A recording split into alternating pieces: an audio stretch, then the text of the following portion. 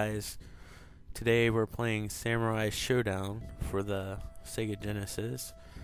I'm pretty sure that this isn't going to be by any means arcade accurate, but we'll try it out anyway. This was originally a SNK game. Yeah, SNK. I believe this came on the Neo Geo as well, beside the arcade, and it was also on the Super Nintendo. This game's known for its scaling. We'll pick easy. No idea if this game has 6-button control or not, but I'm not seeing the option. So we're gonna start this game. But yeah, the Sega Genesis wasn't capable at all of doing the special effects.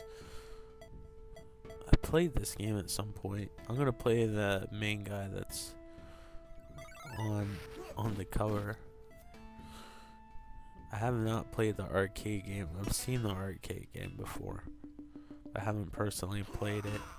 I played Capcom versus Sync 2 and SNK actually. And that was pretty fun when you played as the Samurai Shodown characters. Oh, it is 6-button compatible, looks like. I still have no idea what the hell I'm doing, but whatever. Man, they weren't joking when I said easy. So it's a fun little weapon-based fighter, but I should have never made it this easy because the character is barely moving. Maybe it's like that game with the rubber band AI that gets super hard after like a few guys.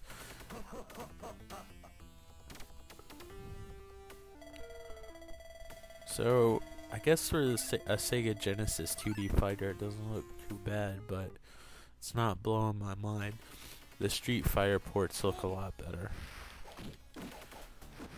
I actually remember playing this game in this actual version. I remember I can't remember if I rented it or what. I'm pretty sure I rented it. Look, he's actually doing stuff this time. Maybe it automatically knows that you have a 6-button, because some games you have to select that you have a 6-button controller. That was a close victory. Are those grenades or coins? Oh, thank goodness this is coins.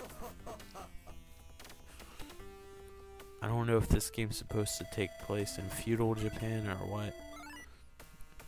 I guess I gotta judge by the backgrounds. Yeah, that looks pretty terrible, that green. The character sprites are pretty decent size though for the Sega Genesis.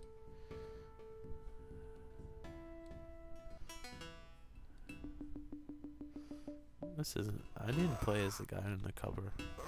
Oh, I guess they look similar.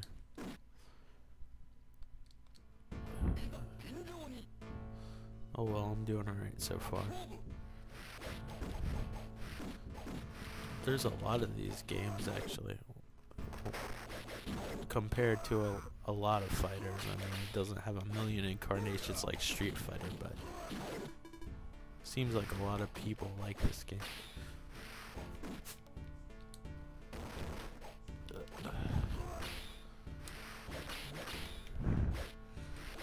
So these games are pretty much made for the people who didn't want to go to the arcade or could afford like a Neo Geo. Now they just were talking about releasing that handheld. I think this is one of the games that were on it actually. The music in this game is pretty horrible though, I will have to say. But it's pretty colorful. And I did see some blood, that was nice. I guess that's what gave it its Sega Genesis MA13 rating. And it's a little bit different than most fighters because it's weapon based. There's some blood. Not excessive like Mortal Kombat. kind of like Street Fighter, and I don't know if you remember playing Street Fighter. Sometimes the characters would just go and spit out blood and stuff like that. Looks more like puke as much blood as it is.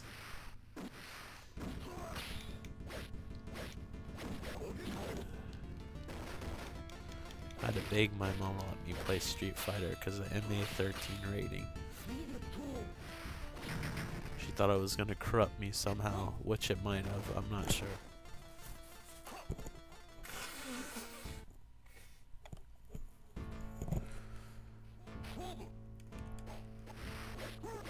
I don't know how to play very well.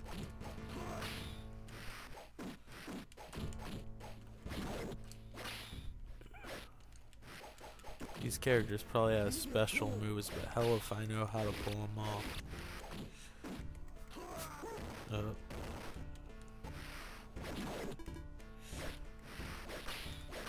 So you have this power bar, I don't even know how to use it. Look, he did some tornado thing. Actually did a fair amount of damage there. Sorry for my golf-like commentaries today. I just don't feel good. But I wanted to make a video regardless. So I failed. That's not cool. And on the easiest mode, that's kind of insulting. We'll try one more character. I guess this game, like the Super Nintendo and Sega Genesis version, I believe like have one missing character in each one, and like one version has the character and the other version doesn't. So those characters are technically dead, I guess.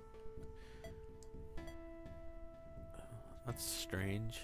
After you beat them, I guess they technically die. It's nice that they were trying something unique, because most fighters of this genre are pretty similar.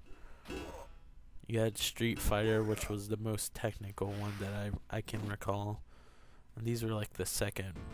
The SNK games are usually the second most. And Mortal Kombat was fun and everything, but mostly when you play it against other people.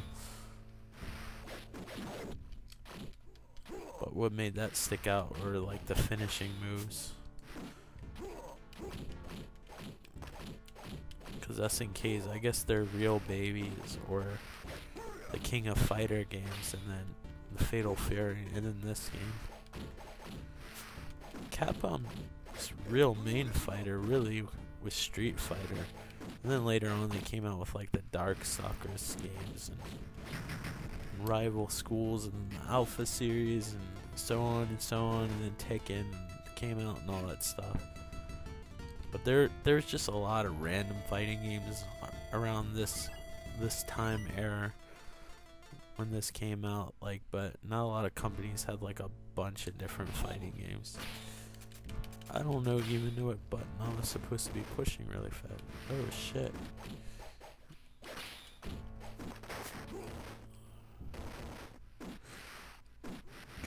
Come on. Oh, I guess I forgot who I was. That's pretty pathetic.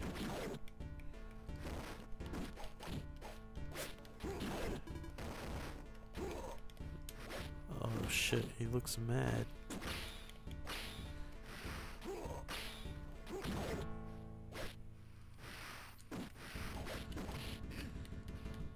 There's a move I didn't know how I did it, but I did it.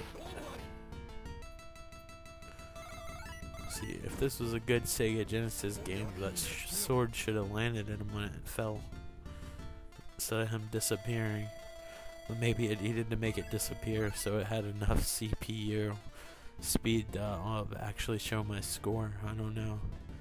Wow, that green or whatever color it is background just looks so bad.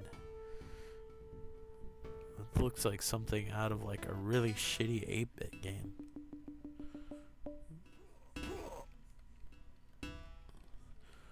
Besides that, the graphics are pretty decent. I don't know, it's just not consistent. The graphics aren't a big deal as long as it's fun. This game's pretty fun, but it's nowhere like what I've seen the arcade game to look like.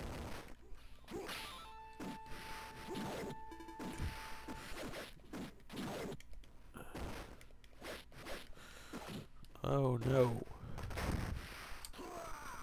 What do I do? Jump right into it. I had no idea that move was going to be that long.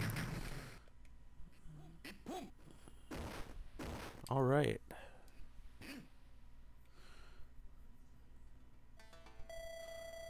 I have no idea how much speech is in the original version. A lot of times with these arcade ports to Sega Genesis usually takes out a lot of that stuff. Oh, we both lost our weapons. That's pretty cool that you can lose your weapon, I have to say. I mean, it sucks when it's you that loses your weapon, but, you know, it's still cool. It's like a precursor to, what is it, that game on that Square made, Bushido Blade? Why haven't they made more of those is beyond me. I know the sequel was drastically changed from the first one. I prefer the first one, actually. Like, over any of them. That was like one good hit, one kill type of game, and I guess a lot of people didn't like that, but I thought it was pretty awesome.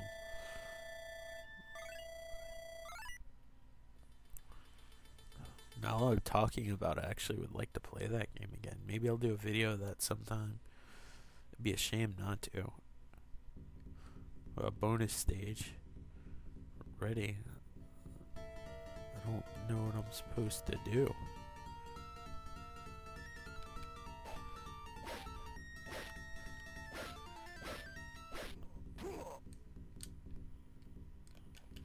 I don't even know how to hit one of these things.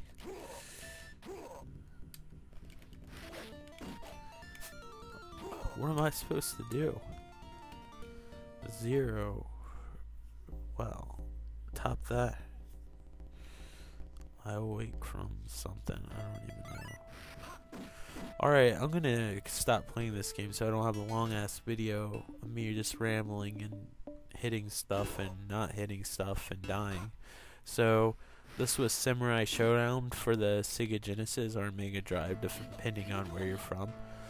Thank you for watching, and remember to subscribe and leave a comment and like the video.